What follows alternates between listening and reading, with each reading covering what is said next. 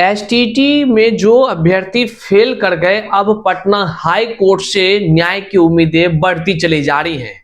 जी हाँ, बिल्कुल आप सही सुन रहे हैं। चाहे कोई आदमी 0.1 से फेल हो गया हो, 0.2, 0.3, 0.123 या कह लीजिए कि 1, 2, 3, 4, 5 इस तरह करके 10 से 15 अंक तक जो व्यक्ति फेल हो गए हैं, हालांकि वो फेल हुए नहीं है, अभ्यर्थियों का आरोप है कि सिस्टम की वजह से उन्हें फेल किया गया है। तो वैसे अभ्यर्थी के लिए अब कह लीजिए कि उम्मीदों की किरण जो है पटना हाई कोर्ट से बढ़ती चली जा रही है।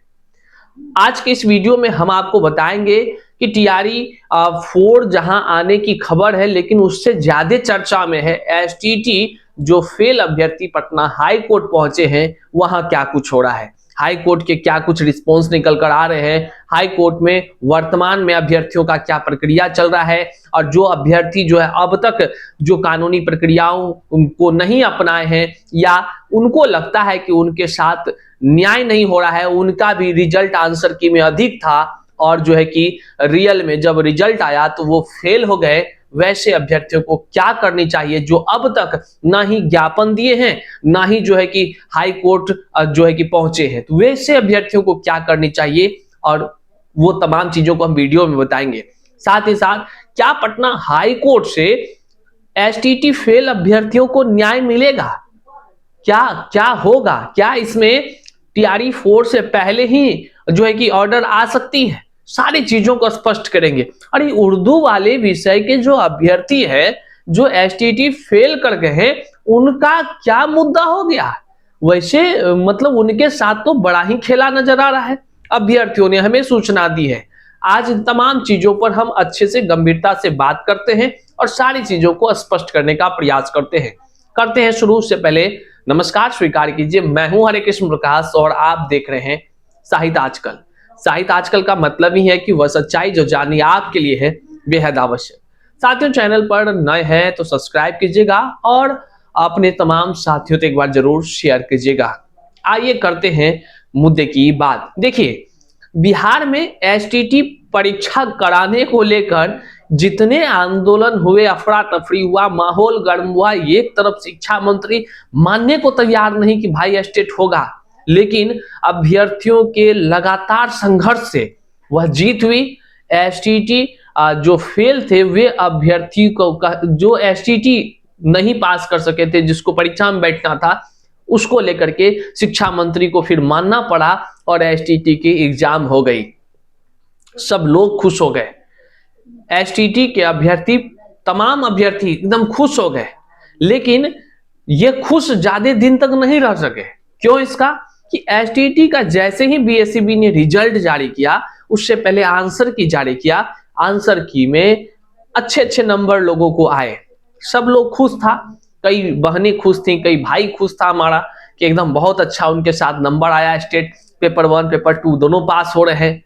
लेकिन वो खुशी का ठिकाना तब गम में तब्दील हो गया जब एसटीटी का फाइनल रिजल्ट जारी होता है।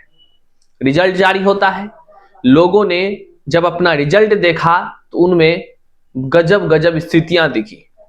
उनमें किसी का कोई 0.1 से फेल हो गया, कोई 0.2 से, कोई 0.3 से।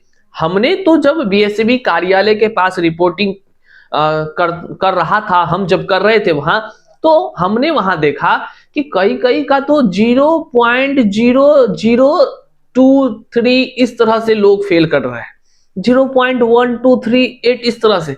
मतलब कि जैसे अभ्यर्थियों ने कहा कि भैया देखिए इस तरह से कोई फेल करता, जबकि हमने बीएसईबी के जो क्वेश्चंस के आंसर गलत थे, वैसे क्वेश्चंस पर आपत्तियां दर्ज की थी कि भाई आपके ये क्वेश्चन गलत हैं, ये एनसीईआरटी के प्रूफ है, आप उसको जरा सा चेक करिए और हमको अंक दीजिए। तो जहां 15 से 20 अंक बढ़ना चाहिए था, वहीं पर अभ्यर्थियों का आरोप था कि अंक उनके घट गए। तो अभ्यर्थियों ने बीएसईबी कार्यालय के पास जाकर आंदोलन करना शुरू किया, जिसको कि हमने भी कवर किया। आप बैक टू बैक जाकर देख सकते हैं, सबसे ज्यादा एसटीटी पर हमने अपडेट देने का काम किया। लेकिन ज्ञापन जब बीएसईबी के अधिकारियों ने लिया, उसके बाद ज्ञापन का क्या कुछ हुआ वह बीएसईबी के अधिकारी भी नहीं जान पा रहे हैं आज, क्योंकि कोई बातें खबर निकलकर सामने नहीं आ रही है। हम वहां थे तो अधिकारियों से पूछने का प्रयास किए थे, तो अधिकारियों ने साफ कहने से इनकार कर दिया था, वो अंदरूनी कार्य बता रहे थे। अब है कि अभ्यर्थी बार बार प्रयास कर थक गए, हार गए, करे तो फिर क्या? तो अभ्यर्थी जो है कि पटना हाई कोर्ट का रुख कर लिए। न्याय जब अधिकारी नहीं देंगे, आयोग नहीं देगी, तो न्याय के लिए लोग कहां जाएगा? तो वो है पटना हाई कोर्ट का जो कि न्यायालय बना ही है न्याय देने के लिए साथियों। अब यहां पर कौन जाएगा? वैसे अभ्यर्थी जा रहे हैं, वैसे अभ्यर्थी पहुंचे हैं जिसको आंसर की में अधिक अंक था, उन्होंने आपत्तियां दर्ज की लेकिन उनके अंक घट गए। वैसे तमाम अभ्यर्थी जो इन है कि फेल वो थे, जो फेल थे उसकी बात ही नहीं कर रहे हैं। जो फेल नहीं थे उनके आंसर की में ज्यादा थे, रिजल्ट में फेल कर गए, वैसे अभ्यर्थियों का कहना है उनके साथ नाइंसाफी हुई है, उनके साथ अन्याय हुआ है, उनके साथ न्याय होना चाहिए। तो न्याय कौन करेगी? तो Patna high court. Patna high court में सैकड़ों की संख्या में शिक्षक अभ्यर्थी जो एसटीटी में फेल कर गए, सिस्टम की वजह से अभ्यर्थियों के कई सारे आरोप हैं जिसको हम आगे बताते हैं। तो वो हाई कोर्ट पहुंचते हैं, हाई कोर्ट के कानूनी पहलू को समझकर वो न्यायिक प्रक्रिया से गुजरने को तैयार होते हैं और अपना रिट याचिका दायर करना शुरू करते हैं।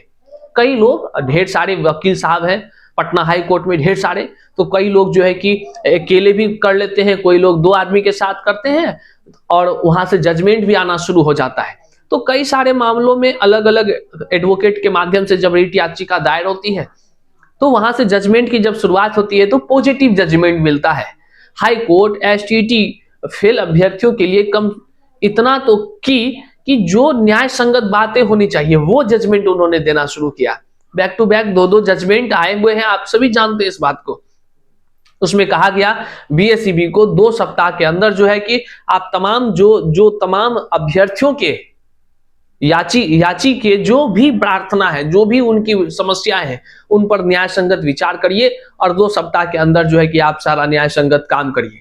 तो ये कोर्ट से भी पॉजिटिव आ रहे हैं। तो अब अभ्यर्थियों का आत्म विश्वास कहां है? पटना हाई कोर्ट पर। और इन्हीं चीजों को लेकर के सैकड़ों की संख्या में शिक्षक अभ्यर्थी पटना हाई कोर्ट में अलग अलग एडवोकेट के माध्यम से रिट याचिका लगातार दायर कर रहे हैं। और याचिका जो दायर कर रहे हैं उसमें कई सारे ऐसे भी लोग हैं जो नहीं याची बन पा रहे हैं। याची का मतलब है पेटिशनर। कुछ बैच फाइल भी हो गया है, टोकन नंबर सब भी आ गया है, अब वो लिस्ट की प्रक्रिया में है।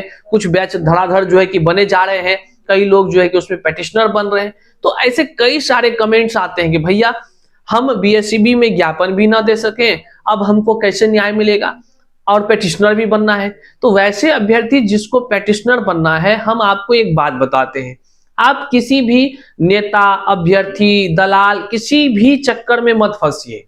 आप किसी से संपर्क नहीं कीजिए, आप सीधा व्हाट्सएप कर लीजिए, सीधा हम आपको वकील साहब का नंबर दे देंगे।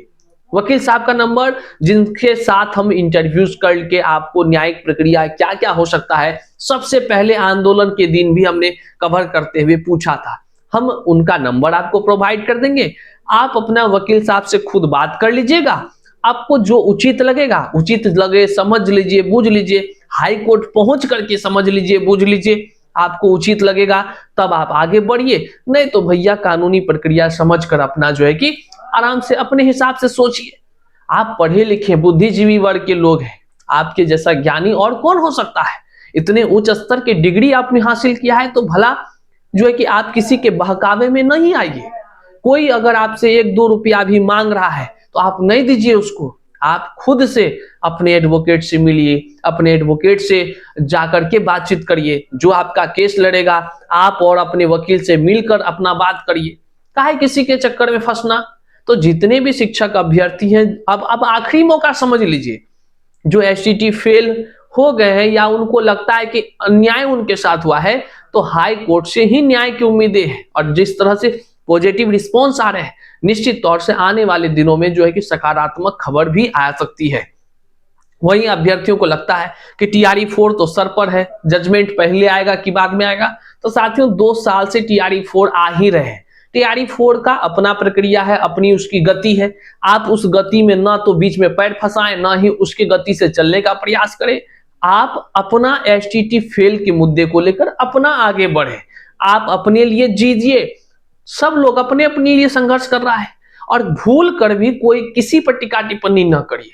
आप अपने लिए संघर्ष करिए ना। आपको अपना हाई कोर्ट में विश्वास रखना चाहिए। आपका जजमेंट निश्चित तौर से जो मामले हैं उस मामले में हमेशा से जो है कि पहले ही होगा, इस बात को आप जान लीजिए। बहरहाल क्या कुछ होगा, सारी चीजों न्यायालय पर निर्भर करता है। आपके साथ अगर गलत होता है, अन्याय होता है, तो न्यायालय ही देती है, यह बात भी आप जान लीजिए। अगर आपको लगता है कि भैया जो है कि इन सब चीजों में कोर्ट कचहरी या कह लीजिए कि जो है कि स्टेट का होगा कि नहीं होगा, तो संघर्ष अगर करिएगा नहीं तो क्या ही मिलेगा आपको। अगर नहीं संघर्ष करना चाहते हैं तो भैया आप सबसे अच्छे प्राणी हैं। आप घर में बैठिए, खबर देखिए और अगला स्टेट का तैयारी कीजिए। बहरहाल इस वीडियो को जन जन तक शेयर कीजिएगा। चैनल पर नए हैं तो सब्सक्राइब कीजिएगा। मिलते हैं अगले वीडियो में, तब तक के लिए जय हिंद।